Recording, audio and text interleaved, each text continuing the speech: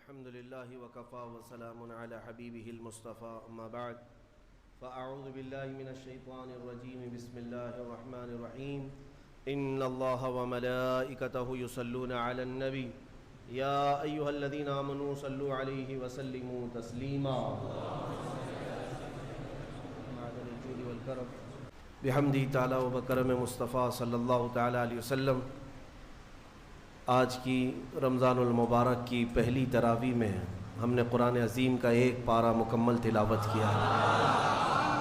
اللہ عز و جل ہمیں مکمل قرآن عظیم صحیح تجوید کے ساتھ پڑھنے اور آپ سب کو صحیح سننے کی توفیق عطا فرمائے۔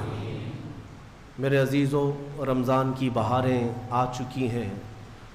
کسی مہمان کے انتظار کرتے کرتے جب وہ گھر آ جاتا ہے تو خوشیاں دوبالا ہو جاتی ہیں۔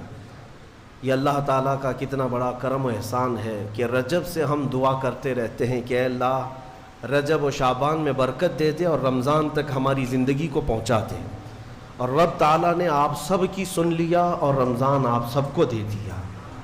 ورنہ آج بھی کچھ لوگوں کی موت ہوئی ہے، آج کے دن بھی کئی لوگوں کی موت ہوئی ہے، چاند دکھنے سے پہلے بھی کچھ لوگ قبرستان جا چکے ہیں۔ وجہ یہ ہے کہ وہ رجب بھی پا لیے، شعبان بھی پا لیے، مگر ان کی زندگی میں اس سال کا رمضان نہیں لکھا ہوا تھا، اور جسے رمضان مل گیا اللہ کا ایک اور احسان اس کے ساتھ ہے۔ لہٰذا اے سنی مسلمانوں، اس کی قدر کرو، اسے ہلکے میں نہ لو۔ رمضان المبارک جیسے آ جاتا ہے تو اللہ تعالیٰ سب رزق کے دروازے کھول دیتا ہے، اور تمہارے لیے اتنے انتظامات اس نے کر رکھے ہیں کہ شیاطین چھیڑ چھاڑ کے لیے تمہارے ساتھ نہ رہیں، ان کو بند کر دیا گیا کہ تم خالص اللہ کی عبادت کرتے رہو، کوئی شیطان تمہیں پریشان نہ کرے۔ اسی لیے تو قید کر کے رکھا گیا شیطانوں کو، جب تک عید کا چاند نظر نہیں آئے گا کوئی شیطان نہیں اترے گا۔ میرے عزیزو، اللہ تعالیٰ نے تمہارے لیے انتظامات اتنے کیے، یہاں تک کہ حدیث رسول ہے، میرے آقا فرماتے ہیں قیامت کے دن رمضان اور قرآن جس کی حمایت میں کھڑے ہو گئے اس سے جنت میں جانا واجب ہو جائے گا۔ جس کی یہ شفاعت کر دیں رمضان اور قرآن، اور ساتھ میں میرے آقا صلی اللہ علیہ وسلم نے یہ بھی فرمایا، یاد رکھو رمضان اور قرآن جس کے خلاف کھڑے ہو گئے تو پھر اس کو دوزخ میں جانا واجب ہو جائے گا۔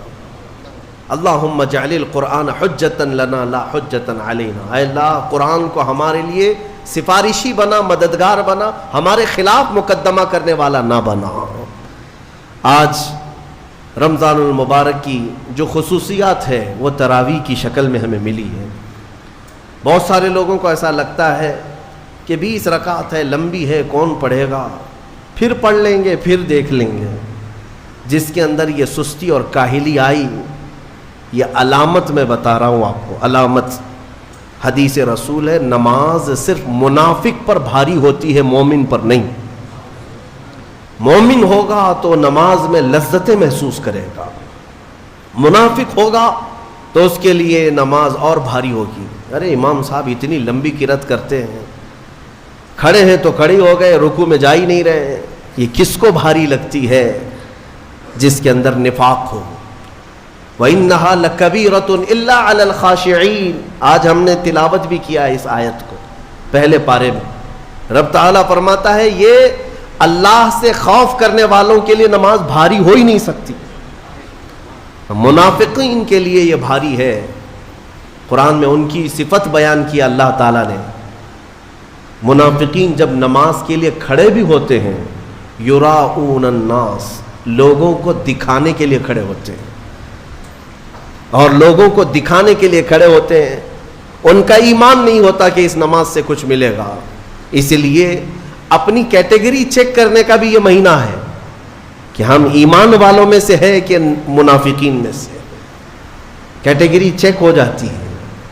اس لیے ان کی اس رمضان کی صفوں کو خالی ہرگز ہونے نہ دینا، ورنہ نفاق کا دھبا لگ جائے گا۔ بہرحال ہم معمول کے مطابق تفسیر قرآن کو، جیسے ہر سال میری عادت ہے، میں قرآن جو تلاوت کرتا ہوں اس کے کچھ گوشے آپ تک رکھنے کی کوشش کرتا ہوں، یہ اور بات ہے کہ 6 سال کے بعد اسی منبر پر دوبارہ ہم تفسیر بیان کریں گے۔ اللہ تعالیٰ اس مسجد کو ہمیشہ شاد و آباد رکھے، ہم رہیں یا نہ رہیں یہ منبر سدا سلامت رہے۔ اس منبر کو تفسیر قرآن کے لیے خاص کیا گیا تھا، آپ سب کو پتہ ہے، یہ تفسیر قرآن کا منبر ہے۔ مولا تعالیٰ یہاں سے قرآن کی آواز ہمیشہ بلند فرمائے، اور آج دنیا میں اگر میری آواز گونجتی ہے تو اسی تفسیر کی برکت سے ہے۔ مجھے کوئی اور مقام یا جو کچھ بھی آواز میں اللہ نے عطا کیا ہے وہ اس تفسیر قرآن کی برکت ہے۔ ہم نے اپنی آواز کی ابتدا یا امت کو جھنجھوڑنے کی ابتدا اسی منبر سے کیا تھا۔ یہی منبر ہے، اور یہ تاریخی منبر ہے۔ اللہ تعالیٰ اس کی برکتیں ہم سب کو عطا فرمائے، اور مجھے یقین ہے کہ اس منبر میں وہ اثر ہے کہ اچھے اچھوں کے چولہے ہل جاتے ہیں۔ یہ منبر رسول پاک صلی اللہ علیہ وسلم کی نیابت کا منبر ہے۔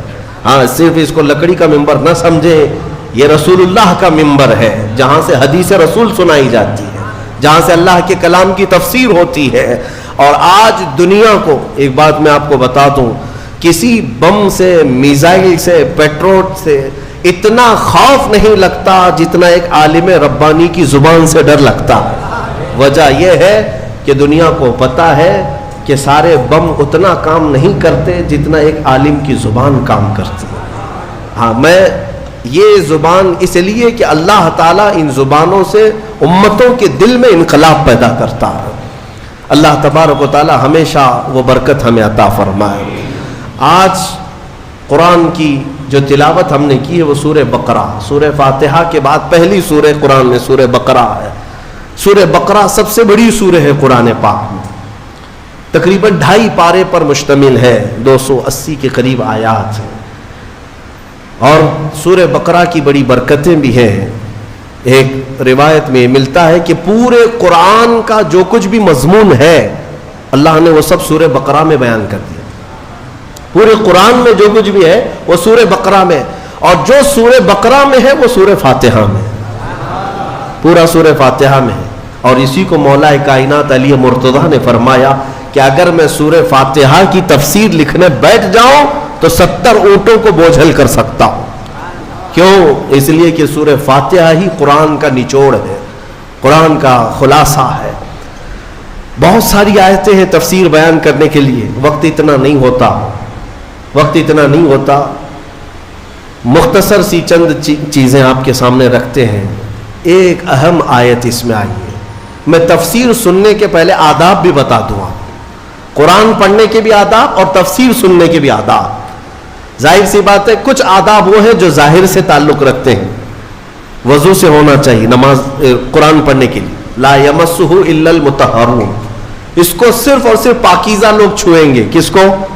قرآن پاک کو۔ تلاوت کرنے کے لیے وضو شرط ہے یا نہیں؟ چھونے کے لیے سب کو پتہ ہے۔ ادب یہی ہے، ظاہری ادب یہ ہے کہ پاک رہے، جنوبی نہ رہے، حیض و نفاس والی عورت نہ رہے۔ قرآن پاک کے لیے یہ ظاہری آداب ہوئے، کچھ باطنی آداب بھی ہیں۔ قرآن پڑھنے کے لیے کچھ باطنی آداب بھی ہیں۔ تم 10 بار نہا لو، 10 بار وضو کر لو، قرآن کو ظاہری آداب کے اعتبار سے چھو تو سکتے ہو، باطنی آداب میں سب سے پہلی شرط یہ ہے قرآن پڑھنا ہو یا سننا ہو تو عشق مصطفیٰ ہونا چاہیے۔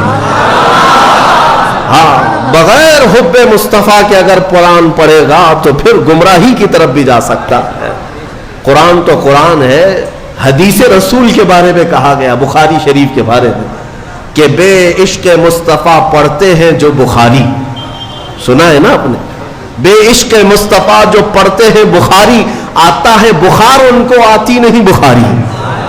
بخار آ جائے گا لیکن بخاری نہیں آئی۔ جب بخاری کے لیے عشق مصطفیٰ ضروری ہے تو پھر قرآن کے لیے کتنا ہے۔ اس لیے سب سے پہلی چیز میں آپ کو یہ بتا دوں، قرآن پڑھنا ہے یا سننا ہے، عشق مصطفیٰ شرط ہے، شرط ہے۔ محمد کی محبت دین حق کی شرط اول ہے، اسی میں ہو اگر خامی تو سب کچھ نامکمل ہے۔ قرآن کی ایک آیت سنا ہوگا نا آپ نے، لقد جاءکم من اللہ نور، قد جاءکم من اللہ نور و کتاب مبین، مشہور آیت ہے۔ اللہ فرماتا ہے بے شک اللہ کی طرف سے ایک